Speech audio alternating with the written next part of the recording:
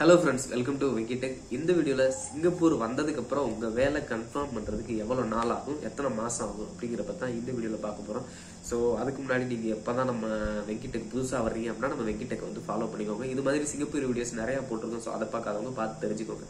So வாங்க இந்த video பார்க்கலாம். சோ இப்போ நீங்க ஒரு ஏஜென்ட் மூலமா வந்திருக்கீங்க, ஏதாவது ஒரு வேலைக்கு செலக்ட் ஆகி சிங்கப்பூர் வந்துட்டீங்க அப்படின்னா சிங்கப்பூர் வந்ததுக்கு அப்புறம் எத்தனை நாள் கழிச்சு உங்களை கன்ஃபார்ம் பண்ணுவாங்க. அதாவது பாத்தீங்கன்னா நம்ம இவங்கிட்ட ஏன் கேக்குறீங்க, நம்ம ஊர்லயே சிங்கப்பூர் வேலை கிடைக்கிறதுங்கிறது ரொம்ப கஷ்டம். நம்ம சரி அதுலயும் போராடி அது ஒரு 6 மாசம் வெயிட் பண்ணி 7-8 மாசம் வெயிட் பண்ணி ஏதோ ஒரு வேலை கிடைச்சிருச்சு, அப்பாடா நிம்மதியா வேலை கிடைச்சிருச்சு, நம்ம சிங்கப்பூர் போய் வேலை பார்க்க போறோம் அப்படின்னு நினைச்சு வந்தோம்னு வச்சுங்களேன். இங்க ஒரு டெஸ்ட் வைக்கிறாங்க. இவங்க ஒரு அதாவது ஒரு 3 மாசம் வந்து நம்ம பெர்ஃபார்மன்ஸை பாக்குறாங்க. நம்ம பெர்ஃபார்மன்ஸ் எப்படி இருக்கோ அதை பொறுத்து வந்துட்டு ஓகே இந்த பையனை வந்துட்டு நம்ம எக்ஸ்டெண்ட் பண்ணிக்கலாம். அதாவது உங்களுக்கு அந்த இப்போ NDS பெர்மிட்ல எல்லாம் வந்தீங்க அப்படின்னா எஸ்பாஸ் NDSல எல்லாம் வந்தீங்கன்னா 2 வருஷம் பெர்மிட் இல்லையா, 2 வருஷத்துல அந்த 3 மாசம் பார்த்துட்டு மீதி மாசம் வந்துட்டு இவனை வந்து கண்டினியூ பண்ண வைக்கலாமா அப்படிங்கறத அந்த 3 மாசத்துல தான் அவங்க வந்து பிளான் பண்றாங்க. ஸோ அந்த 3 மாசத்துக்குள்ள உங்களோட வேலை ஓகே, நீங்க நல்லா பெர்ஃபார்மன்ஸ் பண்ணீங்க அப்படின்னா அந்த 3 மாசம் கழிச்சு ஒரு கன்ஃபர்மேஷன் லெட்டர் மாதிரி நம்ம கிட்ட வந்து சைன் வாங்கிறாங்க. ஸோ ஓகே உன்னை வந்துட்டு கன்ஃபார்ம் பண்ணிட்டோம், நீ வந்துட்டு எங்களோட கம்பெனில ஜாயின் பண்ணிட்ட அப்படிங்கிற மாதிரி பண்றாங்க. அதுதான் சொல்றேன், நம்ம ஊர்ல இன்டர்வியூ அட்டன் பண்ணி டாக்குமெண்ட் ரெடி பண்ணி வீடியோ ரெடி பண்ணி அதெல்லாம் கொடுத்து ரெடி பண்ணி வந்தாலும் இங்க ஒரு ட்விஸ்ட் மாதிரி இங்க ஒண்ணு வச்சுக்கிட்டு இருக்காங்க. ஸோ இதெல்லாம் தாண்டி இந்த 3 மாசம் முடிஞ்சிருச்சு அப்படின்னா ஓகே நீங்க ஒரு மீதி இருக்க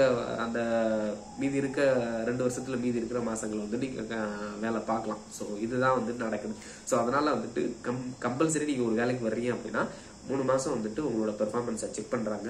3 மாசம் செக் பண்ணதுக்கு அப்புறம் உங்களோட ஆக்டிவிட்டிஸ் ஓகே, வேலை ஓரளவுக்கு நல்லா பண்றீங்க அப்படின்னா சைனை போட்டு ஓகே கண்டினியூ பண்ண வச்சிருவாங்க. அது 3 மாசம் சொல்ல முடியாது. சில இடத்துல வந்துட்டு ஓகே இன்னும் ஒரு மாசம் டைம் கொடுத்து பார்ப்போம், இல்ல இன்னும் 2 மாசம் டைம் கொடுத்து பார்ப்போம் அப்படிங்கிற மாதிரியே இருக்காங்க. ஸோ அதனால வந்துட்டு அப்படி பண்றதுக்கு வாய்ப்பு இருக்கு. ஸோ எதனாலும் அந்த 3 மாசம் வந்துட்டு உங்களை வச்சுக்கிறதும் அந்த 3 மாசத்துல தான் இருக்கு. ஸோ ஓகேங்களா, அதனால வந்துட்டு வேலைக்கு வர்றீங்க அப்படின்னா ஓரளவுக்கு தெரிஞ்ச வேலைகளுக்கு வந்து இருங்க.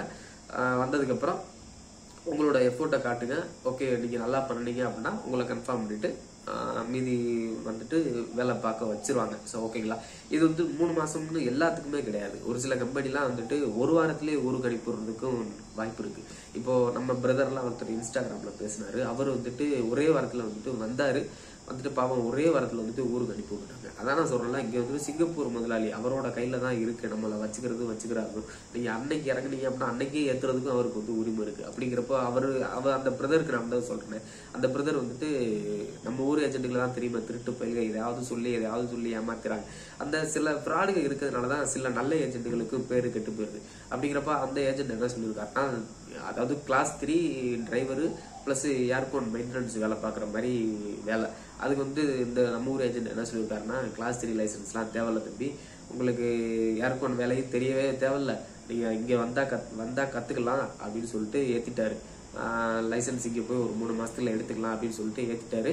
அந்த ஏஜென்ட்டும் வந்துட்டு ஆனா இன்டர்வியூ எடுத்தது சிங்கப்பூர் ஏஜென்ட். அது என்ன எடுத்திருக்குன்னா, ஏதோ ஒரு வேலை கேட்டிருக்கு, இவரும் ஓகேன்னு சொல்லிட்டு நான் பாத்துறேன் வேலை கிடைக்கணும் அப்படிங்கிறக்காக இவரும் எஸ் சரி அப்படின்னு சொல்லிட்டு கன்ஃபார்ம் பண்ணிட்டாங்க. வேலைக்கு வந்துட்டாரு. வந்ததுக்கு அப்புறம் இந்த எம்ப்ளாயர் உங்க ஓனர் பார்த்துட்டு ஏதோ ஏர்போர்ட் மெயின்டெனன்ஸ் வேலைக்காக அனுப்பியிருக்காரு, அதை போய் பாரு இதை போய் பாருன்னு சொல்லணும். இவருக்கு வேலையே தெரியல.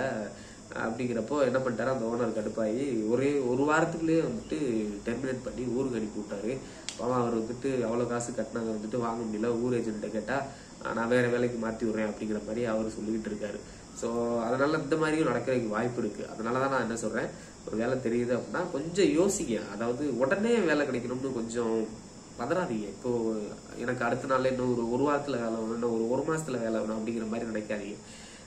அப்படி பதறி நீங்க வந்தீங்க அப்படின்னா தான் இங்க தேவையில்லாத பிரச்சனைல மாட்டிக்கிற மாதிரி இருக்கும். கொஞ்சம் டைம் எடுத்து யோசிச்சு நம்ம என்ன வேலைக்காக போறோம், அதுக்கான கரெக்டான எக்ஸ்பீரியன்ஸ் நம்மகிட்ட இருக்கா அப்படிங்கிறத யோசிச்சு ஒரு வேலைக்கு வந்து இறங்கி வாங்க. அப்படி அந்த மாதிரி இறங்காம நீங்க வாட்டுக்கு எடுத்தோம் கவுத்தோம் அப்படின்னு சொல்லி வந்தீங்கன்னா நம்ம அந்த பிரதருக்கு நடந்த மாதிரி தான் உங்களுக்கும் நடக்கிறதுக்கு வாய்ப்பு இருக்கு. ஸோ அதனால அதெல்லாம் பார்த்துக்கோங்க.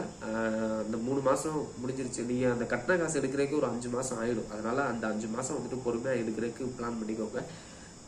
ஓகே, இந்த வீடியோ லென்த்தா போயிட்டே இருக்கும். ஸோ ஓகே, நீங்க அதனால நான் என்ன சொல்றேன்னா, அந்த 3 மாசம்ங்கிறது உங்களோட பெர்ஃபார்மன்ஸை பார்க்கறதுக்கு. அதனால இவங்க வந்து ட்ரைனிங்லாம் கொடுக்க மாட்டாங்க. வேலைக்கு வர்றீங்க அப்படின்னா கம்பல்சரி தெரிஞ்ச வேலைகளுக்கு மட்டும் வாங்க. தெரியாமல் எங்கேயும் வந்து மாட்டிக்கிறாதீங்க. அமௌண்ட் வந்துட்டு நம்ம ஊர் ஏஜென்ட்டுகள்கிட்ட வாங்க முடியாது. ஸோ அதை பார்த்து நடந்துக்கோங்க. ஸோ இது மாதிரி சிங்கப்பூர் வீடியோஸ் நிறையா வேணும் அப்படின்னா நம்ம விக்கி டெக்கை ஃபாலோ பண்ணிக்கோங்க. அடுத்த வீடியோவில் மீட் பண்ணலாம்.